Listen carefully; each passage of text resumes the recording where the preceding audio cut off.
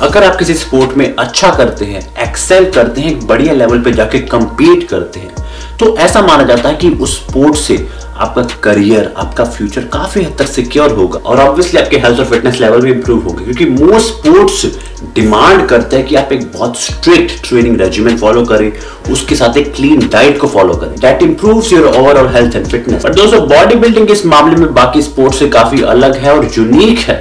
और by body building I mean professional body building, जो लोग टॉप लेवल पे जाके स्टेज पे compete करते हैं। अगर आप सिर्फ जिम में जाके डंबल्स उठाते हैं, वर्कआउट करते हैं, अपनी हेल्थ और फिटनेस के ऊपर फोकस करते हैं, उसकी बात नहीं कर रहा मैं। हालांकि वो भी चीज अगर आप उससे ऑब्सेस्ड हो जाए तो लॉन्ग टर्म में डेंजरस हो सकती है। और हालांकि ये एक बहुत रेयर सिनेरियो है, बट कुछ केसेस में जब लोग अपनी लाइफ को, अपने ईगो को अपनी बॉडी से जोड़ देते हैं, अपने डोले से जोड़ देते हैं, तो वो कुछ टाइम बाद जब उनकी बॉडी अच्छी तरह ग्रो होनी बंद हो जाती है या काफी केसेस में श्रिंक होना स्टार्ट हो जाती है, तो बॉडी डिस्मोर्फिया, ईटिंग डिसऑर्डर और काफी दूसरे मेंटल डिसऑर्डर से सफर कर सकते हैं। बट देखिए, इस वीडियो में हम बात करेंगे सिर्फ बॉडी बिल्डिंग स्पोर्ट के ऊपर कि क्यों वो स्पोर्ट बाकी दुनिया में जितने भी स्पोर्ट है उनसे अलग है, कैसे अलग है, और सबसे इंपॉर्टेंट, अगर आपको बॉडी बिल्डिंग से मतलब जिम जाने से, वर्कआउट करने से, डाइटिंग करने से प्यार है, तो क्या बेस्ट ऑल्टरनेटिव है बॉडी बिल्डिंग का, जिस स्पोर्ट में compete करने से आपको फेम भी मिले, रिकॉग्निशन भी मिले, आपका फ्यूचर, लाइफ सब कुछ सिक्योर हो जाए भाई। देखिए, बॉडी बिल्डिंग बाकी स्पोर्ट्स से अलग इसलिए है क्योंकि मोस्ट स्पोर्ट्स होते हैं skill based, performance based sports. चाहे मैं बात करूं क्रिकेट की, फुटबॉल की, स्प्रिंटिंग की, जो ज्यादा रन मारता है, ज्यादा गोल करता है, ज्यादा तेज भागता है, वो जीतता है इन कॉम्पिटिशंस में। बट बॉडी बिल्डिंग में ऐसी कोई पर्टिकुलर स्किल नहीं है, ऐसी कोई परफॉर्मेंस नहीं है, आप सिर्फ अपनी बॉडी को प्रेजेंट कर रहे हैं स्टेज के ऊपर। हो सकता है काफी लोग आर्ग्यू कर रहे हैं कि पोजिंग एक बहुत इंपॉर्टेंट कंपोनेंट है बॉडी बिल्डिंग का, कैसे अपनी बॉडी को प्रेजेंट कर रहे हैं स्टेज पे। बट देखिए, वो एक सर्टेन लेवल के बाद, अगर आप बिगिनर नहीं है, अच्छे लेवल पे compete कर रहे हैं, वो इवन आउट हो जाती है हर कॉम्पिटिटर में। और जैसा कि आपको पता है दोस्तों, बॉडी बिल्डिंग कॉम्पिटिशन के जो रिजल्ट होते हैं वो डिसाइड होते हैं साइज, सिमेट्री, एस्थेटिक्स के ऊपर। और ऑब्वियसली ये चीजें कोई स्किल डिपेंडेंट नहीं होती, कोई परफॉर्मेंस डिपेंडेंट नहीं होती, ये डिपेंड करती है आपके ड्रग यूज पे और सबसे इंपॉर्टेंट आपके जेनेटिक्स पे।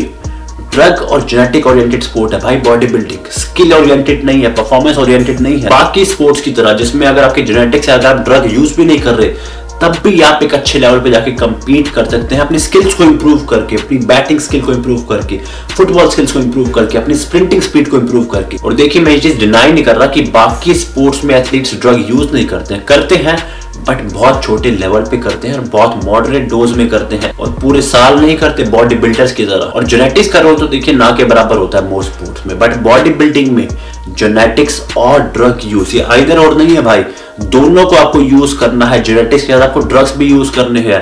अगर सिर्फ आपके जेनेटिक्स अच्छे हैं, आप ड्रग यूज करना मना कर दें, अपनी हेल्थ को प्रायोरिटाइज करें, तो आप कभी भी कंपटीशन में compete ही नहीं कर पाएंगे, जितना दूर की बात है। और ऑन द अदर हैंड, मान लीजिए आपकी जेनेटिक्स बहुत एवरेज है, तो चाहे आप कितना मर्जी ड्रग यूज कर ले भाई, आप टॉप लेवल पे नहीं पहुंच सकते। तो बॉडी बिल्डिंग में जो टॉप लेवल पे बंदा compete कर रहा होता है, वो जेनेटिक्स में तो बाकी दुनिया से आगे होता ही है, ड्रग यूज में भी सबसे आगे होता है।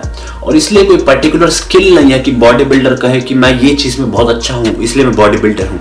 नहीं, डिसिप्लिन, हार्ड वर्क होता है, वो देखिए हर स्पोर्ट में है। और ऑब्वियसली जो जेनेटिक्स होते हैं वो आप अपने खुद तो डिसाइड करते नहीं है, वो आपको आपके पेरेंट्स से मिलते हैं। और इवन जो ड्रग यूज हो गया, उसकी भाई एक सर्टेन लिमिट होती है, कहां तक आप ड्रग्स को यूज कर सकते हैं। बेसिकली जो इंप्रूवमेंट की लिमिट है, इंप्रूवमेंट मार्जिन है, वो बहुत कम होता है बॉडी बिल्डिंग में।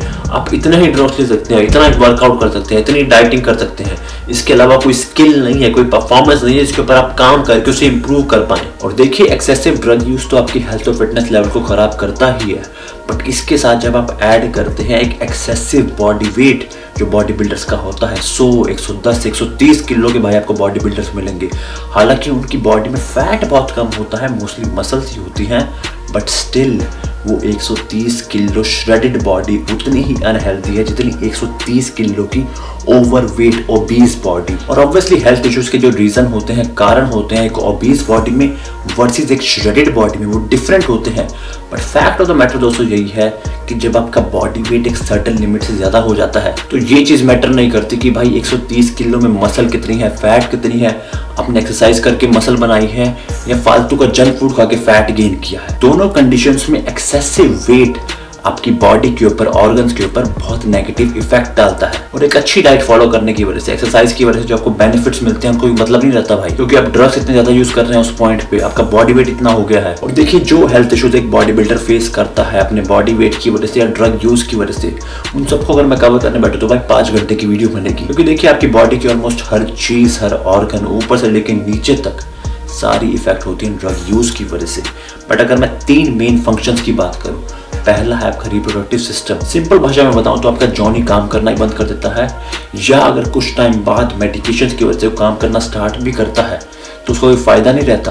You still can't have babies, आप इनफर्टाइल हो जाते हैं। आपका जो स्पर्म काउंट होता है स्टेरॉइड यूज के कुछ दिन के अंदर ही ऑलमोस्ट 0 हो जाता है। इसलिए आपने देखा होगा मोस्ट बॉडी बिल्डर्स के, स्पेशली जो ओल्ड स्कूल है, पुराने हैं, उनके बच्चे नहीं हैं। और in fact famous body builder Dorian Yates ने ये बात पब्लिक में कही थी कि जब उन्होंने प्रोफेशनल बॉडी बिल्डिंग छोड़ी थी उसके बाद उनको बच्चा पैदा करने में बहुत दिक्कत हुई थी। और अगर मैं इंडिया की बात करूं तो जो सबसे बड़ा एग्जांपल है बॉडी बिल्डिंग में इनफर्टिलिटी का, वो है तरुण गिल और साहिल खान। दोनों की उम्र 50 साल हो चुकी है, दोनों का एक भी बच्चा नहीं है, दोनों की शादी भी हो चुकी है, इनफैक्ट एक का तो डिवोर्स भी हो चुका है। But anyways coming back to the point, reproductive system के अलावा सबसे ज्यादा जो साइड इफेक्ट्स होते हैं स्टेरॉइड यूज की वजह से, वो होते हैं आपके ब्रेन के ऊपर और आपके हार्ट के ऊपर। आपने सुना होगा कि हार्ट अटैक, हार्ट फेलियर आज की तारीख में बॉडी बिल्डर्स में या जो लोग जिम जाते हैं बहुत कॉमन सुनने को मिलता है। इसके अलावा आपके ब्रेन के काफी functions, cognitive functions, thinking ability steroid use की वजह से लॉन्ग टर्म में इफेक्ट होते हैं। और क्योंकि दोस्तों एक बॉडी बिल्डर के जो मसल्स होते हैं वो एक्सेसिवली लार्ज होते हैं, हद से ज्यादा बड़े होते हैं, तो उन मसल्स का कोई फायदा तो मिलता है नहीं, दे आर कम्प्लीटली यूजलेस।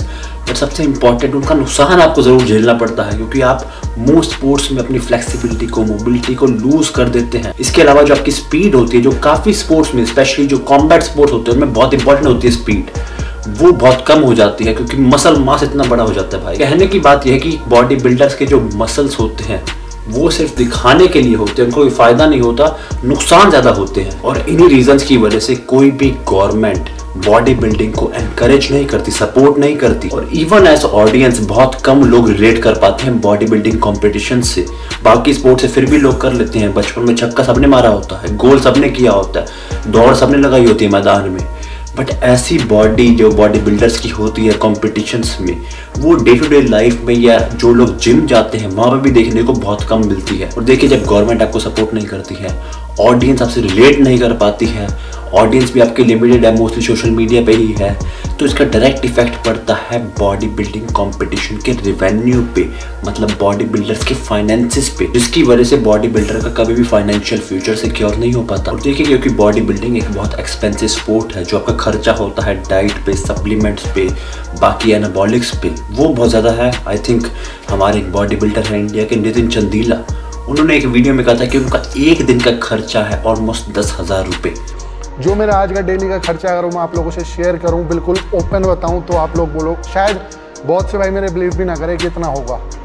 मैं सैल्मन फ़िश खा रहा हूं। सैल्मन फ़िश आपको अच्छी क्वालिटी की आप लोगे तो 4,000 रुपये किलो तक मिलेगी। मैं डेली की वो 700 ग्राम खा रहा हूँ, तो आप उसे लगा सकते हो कि 3,000 रुपये की फ़िश होगी। देन उसके बाद मैं आधा किलो से 600 ग्राम चिकन खा रहा हूँ, 200 रुपये का आप उसे लगा सकते हो। अंडे हो गए, प्रोटीन हो गया, और भी इंजेक्ट वगैरह हो गए, GH हो गया, मतलब सारा ऑलमोस्ट दिन का मिला के 8 से 10,000 रुपये पर डे का पड़ रहा है। तो आप सोच लीजिए महीने का कितना होता होगा, साल का कितना होता होगा।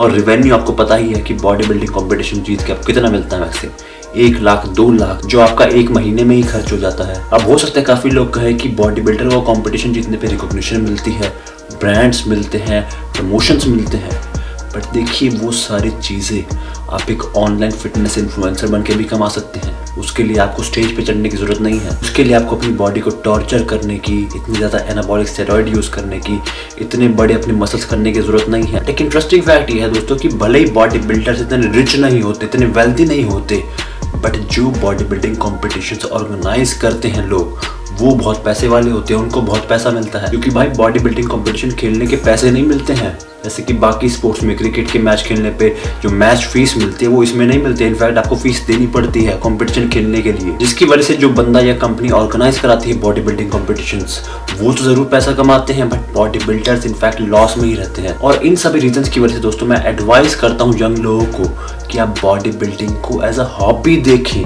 स्पोर्ट मत देखें, क्योंकि स्पोर्ट में आप करियर बना सकते हैं बट बॉडी बिल्डिंग में आप नहीं बना सकते। और इसी रीजन की वजह से जो टाइम, जो पैसा, जो मेहनत आप बॉडी बिल्डिंग में लगाने की सोच रहे हैं, उसी को अगर आप किसी और स्पोर्ट में लगाएं तो आपको ज़्यादा बेनिफिट भी मिलेगा, ज़्यादा रिटर्न भी मिलेगा। और मेरी ओपिनियन में जो स्पोर्ट सबसे क्लोजेस्ट और करीब आता है बॉडी बिल्डिंग के in terms of lifting wait, वो है ओलंपिक वेट लिफ्टिंग। क्योंकि ये स्पोर्ट ओलंपिक्स में है तो उसको गवर्नमेंट भी सपोर्ट करती है, ऑडियंस भी देखती है, चाहे 4 साल में एक बार देखी बट देखती ज़रूर है। और जो रिकॉग्निशन मिलता है अगर आप इस स्पोर्ट में एक्सेल करें, वो पूरी दुनिया में मिलता है। हालांकि ये बात ज़रूर है कि आपके इतने मसल्स बड़े नहीं होंगे स्पोर्ट खेल के, बट जो मसल्स आपके बनेंगे वो भाई यूजफुल होंगे, यूजलेस नहीं होंगे बॉडी बिल्डर्स की तरह, क्योंकि उन मसल्स को आप यूज करेंगे वेट लिफ्टिंग में। इनफैक्ट वो आपकी स्किल्स को, आपकी परफॉर्मेंस को और इनहेंस करेंगे। और देखिए, वीडियो खत्म करने से पहले एक चीज क्लैरिफाई करना चाहता हूँ कि मैं पर्सनली बॉडी बिल्डर्स की रिस्पेक्ट पूरी करता हूँ। काफी तो इनफैक्ट मेरे दोस्त भी हैं और वो मुझे बताते हैं अपने एक्सपीरियंसेस कि कितना मुश्किल है बॉडी बिल्डिंग में कम्पीट करना, कितनी डेडिकेशन लगती है, हार्डवर्क लगता है। तो दिल से रिस्पेक्ट है भाई सभी बॉडी बिल्डर्स की। बट ये जो वीडियो है वो मैंने बनाई है सिर्फ और सिर्फ आपको, यंग लोगों को, बॉडी बिल्डिंग स्पोर्ट की रियलिटी दिखाने के लिए, ये बताने के लिए कि क्या आप बॉडी बिल्डिंग में फ्यूचर बना सकते हैं, अपना करियर बना सकते हैं, करियर सिक्योर कर सकते हैं। और मैं उम्मीद करता हूं दोस्तों कि आपको मेरी ये वीडियो, आपको ये मेरा मैसेज अच्छा लगा होगा। और वीडियो को एंड तक देखने के लिए आप सबका बहुत बहुत शुक्रिया। अगर आप चैनल पर नए हैं तो प्लीज़ भाई सब्सक्राइब जरूर कर देना। मिलते हैं आपसे अगली बार एक और धमाकेदार वीडियो में, तब तक के लिए टेक केयर।